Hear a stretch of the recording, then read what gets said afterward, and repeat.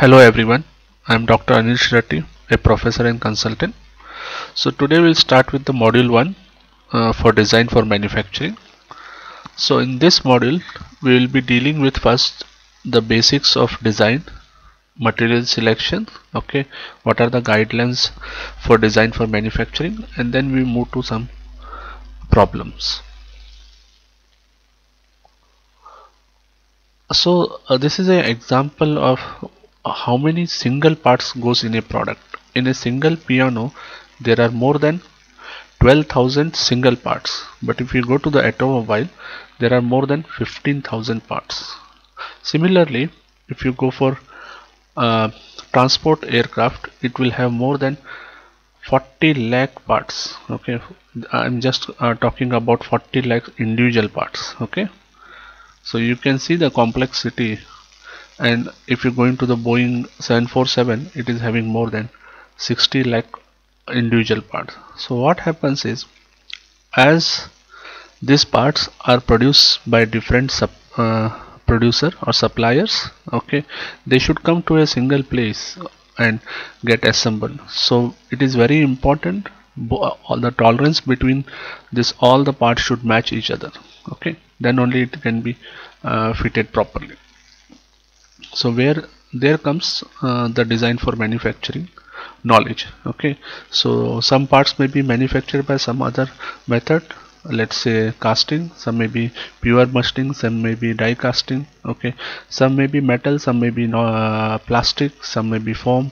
So all they should get fitted to form the complete final product. Okay, now this is the one of the example where you can see the how they have maintained the tolerance. So this are two different parts, but if you see the amount of tolerance what they have maintained, they look like single parts. So this is possible with the machine also. Okay, what type of tolerance your machine can give. Okay, what type of method of manufacturing you follow. Okay, for example, if you are going for pattern manufacturing, 1 to 2 wooden patterns made of wooden is allowed. Okay, so if you have a wooden pattern, even 1 or 2 tolerance is allowed. But if you go for a purely metal, you may have to go for maybe 25 microns to 50 microns accuracy. Okay, now this is a 6-axis machine where they have manufactured these parts. Okay, so you can see at the end the amount of tolerance. In this case, the upper one is having a dia of 19.9985, the down one is having a dia of 20.0004, okay, millimeters. Now before going in more detail, let's see design for X topics. Okay, so whenever as a designer you have to take care all these things. First, while designing itself, you have to consider whether whatever you are designing, can it be manufactured. Okay, from you should have a manufacturing idea. Again, also you should have a production idea. Okay, what it means is you should know which method of manufacturing you can use, and secondly, at what rate you can do the production. So your manufacturing method may be simple, but if the production rate is not what you expect for that product, it may not work out. And next is, when your product is designed, manufactured, it should be very ease of assembling, because assembly itself is a very costly affair. Okay, so you have to see to that the cost of and the time for assembly as less as possible. Also during the design phase itself, you have to see to that when the product become obsolete, okay, how it can be recycled or disposed. That is also important in today's world. And the last is design for life cycle. So you have to design the product for its life cycle. For example, each product will have different life cycle. So for example, car, you can last for 15 years as per the government rules. Okay, after that you have to renew the pass. Okay, but if I consider a simple pen, it may be having a, once you start, it may be having a life of, let's say, 2 months or 3 months, that's it. Okay, Also, you have to consider the design when you are doing any prototypes. Next is how to gather the information for design for manufacturing information. Okay, now this can be done by different ways. First is you have to sketch, drawing, production specification and design alternatives. Okay, now for example, you can get the sketch of the whatever the product you want to produce. So once you get the sketch, you have to do the production drawing. Okay, now this production drawing indirectly again depends upon which type of production you are using. Either you are using, in this case, casting, or whether you are using a machining operation. Okay, also which type of assembly you are planning to use in the future. Next is estimate the manufacturing cost, production volumes and ramp up timing. Okay, they all are very important. For example, if I have to reduce the manufacturing cost in the car, it is a very mass production. Okay, so I can reduce very easily. But similarly, if there is a aeroplane manufacturing, it will be a batch, or even in a, I can say in some cases it is a job production. So the cost of even one specimen will be high. So here in general it says, if I consider the costing and the time spent, a labor will is 4%, overhead charges are 24%, the material is around 72%. So this graph shows design for manufacturing method, how I go for the manufacturing cost and other things. First is estimation. You estimate one X manufacturing cost. Now you have let's say you got the manufacturing cost as 1 lakh. Now how I can reduce? One is reduce the cost for the component, reduce the cost for assembly, reduce the cost for supporting production. So these are the 3 parameters which will add it to the cost. We can divide the cost into 3. So in case of a component, can you redesign, okay, without compromising on the quality and the for the intent for which the product is produced? Can I reduce the time and cost for the assembly? Can I reduce the overall labor cost to manufacture it or supervise it? Once you do all this, again this all parameters will impact your design for manufacturing method. Then you recompute your manufacturing cost, and if you are happy, you can go ahead, or you have to redo this process. Now when you are doing the design for manufacturing method, the first thing is estimate the manufacturing cost, reduce the cost for component, assembly, supporting, and then reconsider your design for manufacturing decision on any other factors if they are involved. Next is, what are the parameters which will affect the manufacturing cost? So this slide gives, if it is a manufacturing system, there are different costs. For example, equipment cost, tooling cost, raw material cost, labor cost, purchased components. These are the standard purchase components, bolts and all these things. Your energy consumptions, okay, supplies, supporting supplies, okay, services, okay. Suppose a person is working on the machine, some 10 laborers on 10 machine, you need the helpers to remove all the burr and other things. Okay, whatever the waste is produced, how you dispose it, that also goes as a cost. Okay, then all this will add to the manufacturing cost of the final finished product. So in general, I can say manufacturing cost may be defined as sum of all the expenditure for the input of the system, that include purchase components, energy, raw material, etc., and for the disposal of waste produced by the system.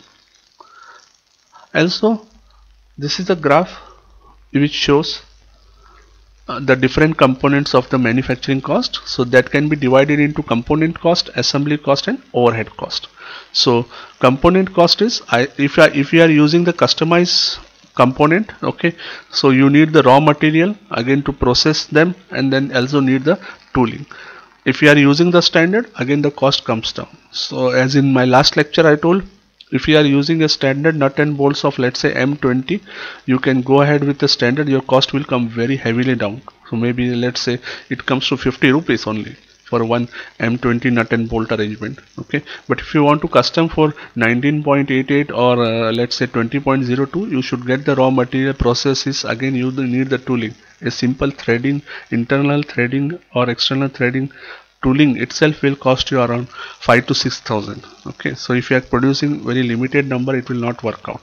And second problem it will come is when any failure happens at the customer place, you have to again remanufacture that part, nut and bolt simple, and go there and fit it. Okay, that will be the downtime for that machine, and that cost will get added to the supplier again. Okay, so if you are using a standard component, you can just give him a call and say, okay, you can change the M20 nut and bolt arrangement, so you can buy from anywhere whatever the grade he needs, okay, as specified by you, and then he can do it himself. Now during the assembly, whatever the components you have designed, during assembly there are two main costing parameters. One is the labor cost, and another the equipment and tooling. Suppose you are using same M20 for all your assembly purpose for all the components, so the labor equivalent and tooling cost will get reduced. Also the labor can do fast. Okay, so only M20, so you don't have to think much. Okay, next is the overhead. Overhead includes supporting staff and indirect allocation. So if your component manufacturing and assembly is very simple, the number of supervisors needed will be less, so indirectly overhead cost will go on reducing. Additionally, if your design is very simple, you don't need high-end equipments to measure at every stage whether your assembly is correct or not. So a manufacturing cost of a product includes one is the component cost, assembly cost, and overhead cost. So component cost is part purchased from the supplier, customized part made at manufacturing own plant or by supplier according to the manufacturing design specification. Assembly cost, labor, equipment, tooling. Overhead cost, all other costs like material handling, equivalence, assurance, purchasing, shipping, receiving facility, etc. Indirect allocation, not directly linked to the particular product, but will be paid to be in the business. So indirect allocation is also more important. Okay, so always remember, a complete product we cannot do each and part component at our own factory. Okay, as a manufacturer I cannot do all the parts, so I have to do, okay, more important parts I will manufacture, maximum parts I will get from this standard suppliers. So if you consider Maruti, as it's going more than 15,000 to 20,000 parts, it may be producing only maybe chassis and the top sheet metal only. All other parts, seats and all these parts are supplied by standard suppliers only. Okay, so they will just do the fittings. Next, when I'm doing the costing parts, there are two costs. One is the fixed cost and variable cost. So fixed cost is incurred predetermined amount regardless of number of units produced.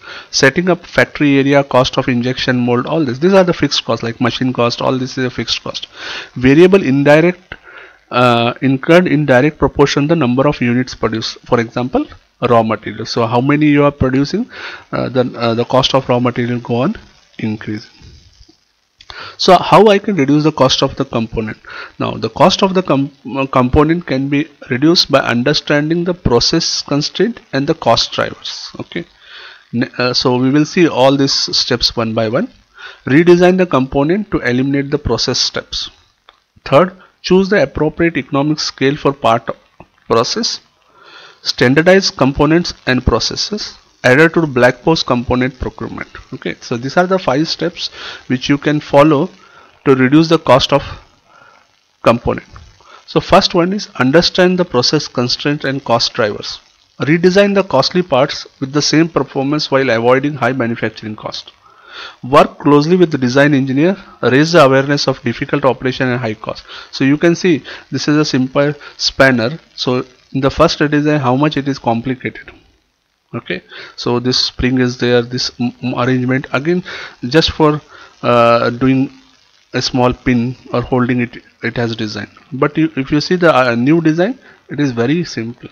Okay, so what will happen, this will take less cost uh, for manufacturing. Also from maintenance point of view, it is less maintenance. If you see spring here, if anything got stuck, it will have problem. So even from tomorrow maintenance point of view, it is very important.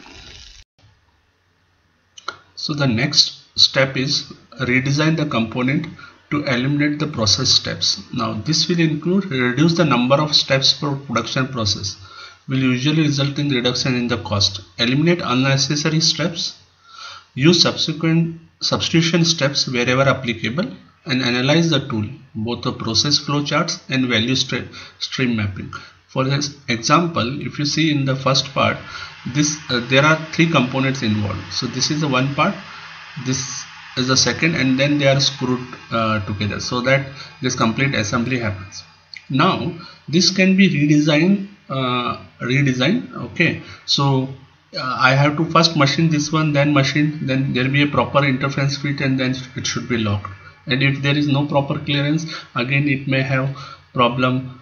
Okay, it may not fit, it may be slightly difference will be there. So to avoid this, I can change this one to this complete process. So it can be either machined from a big part, or I can do simple forging operation if it is in a mass quantity, and then do the final machining operation. Okay, so this will not only change the process of manufacturing, it will also help you to reduce the cost heavily. Next is choose the appropriate economic scale of parts. Okay, economic scale of part, as the production volume increases, manufacturing cost usually decreases. Fixed cost divided among more units. Variable costs are lower since the firm can be more efficient process and equipment. So this is the graph of cost per unit against the output. If you see they are producing 30,000 parts, the cost is 30,000 per unit if they are producing 10,000 components. If the components cost is reduced to almost half if the number of components produced are increasing. How this happens is because the fixed cost will get divided among the number of parts you are producing. For example, if you are taking a CNC machine for 50 lakhs and yearly if you are producing only 100 parts, so you can see for each part 5 lakhs divided by 100, that much amount is going. Okay, but if instead of just so many thousands, if you produce more than 50 lakhs or 1 crore, the cost of the fixed cost of the machine is negligible compared to the parts produced. Also the variable cost can be reduced. If you are producing in mass, the cost of raw material will get reduced because the amount of volume you are purchasing. Okay, also the labor cost will get reduced. Okay, inspection cost will get reduced because if you are doing mass production, you can do a simple jigs and fixture so that inspection will be fast. The cost of inspection will get reduced heavily. Next is standardize the component and process. Economic of scale, the unit of the cost of component decreases as the production volume increases. That what we saw is the last slide.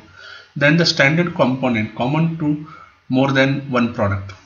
Analyze the tool, group, technology and mass customization. So what standard components? So all this whichever available easily in the market are done by different supplier. If you use standard nut and bolts, standard fittings, okay, the overall cost of your component will get reduced without compromising on the quality of the product.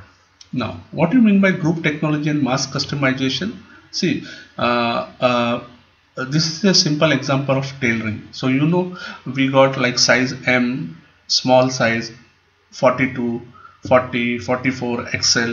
All these are got standardized. Okay, so there is a process so where they are using group technology and mass customization. So mass customization, for example, so a person with M is fitting in M41 or anything above between 40 and 42 size, they will be using directly 42 size. Okay, and even between having say size 43, he has to go for 44. So you are reducing the number. So like this same we have in small, medium, XL, double XL. So in between whoever coming, they have to go to the next product. So that is nothing but group technology and mass customization. The next is adder to black box component procurement. This is very important. So black box only give a description of what the component has to do, not how to achieve it. A successful black box design recovers clear definition of the function, interface and interaction of each component. Okay, so simple. I have taken a simple cube, and I will, as a purchase manager, I will say, okay, I need a cube of 1 meter by 1 meter by 1 meter. So in simple terms, it may be a cube made up of only lines, or it can be made up of even sheets. Now what type of sheet you need? Suppose on this any heavy component is coming, I have to tell them, so accordingly the thickness of the sheet will be there. Okay, and if nothing is coming, I can even use the hollow sheets. Okay, or I may need some holes in this one, so proper circulation is happening because some circuits are inside this one.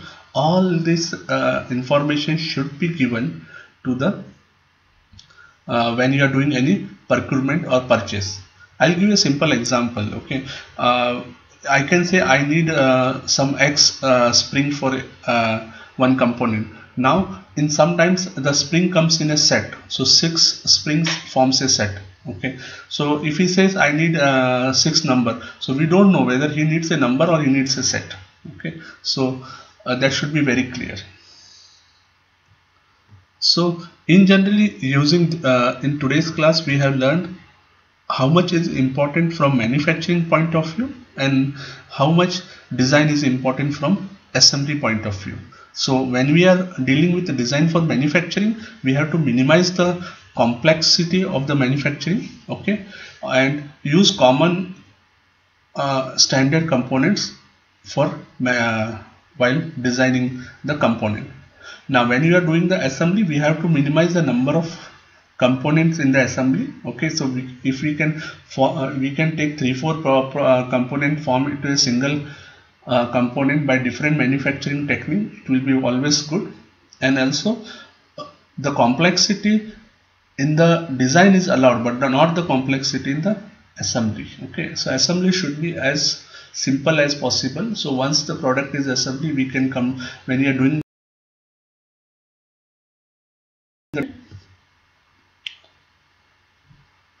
so this is in today's class. So if you have any questions, you can either message me or you can contact me. Thank you.